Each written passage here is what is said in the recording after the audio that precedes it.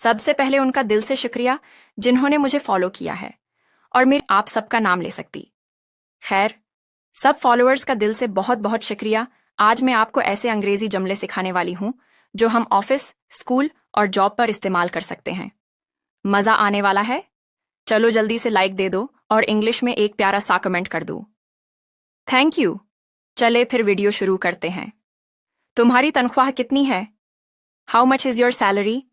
How much is your salary? मेरी तनख्वाह 50,000 है। My salary is 50,000।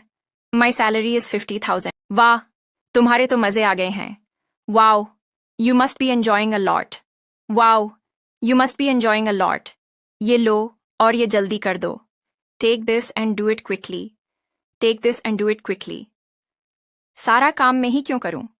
Y should I do all the work? Why should I do all the work? कुछ तो ख्याल करो। Have some consideration. Have some consideration. आखिर मैं भी इंसान हूं। After all, I am also human. Video अच्छी लगे तो फॉलो कर लो, और हाँ, अपने दोस्तों के साथ शेयर करो। Thank you.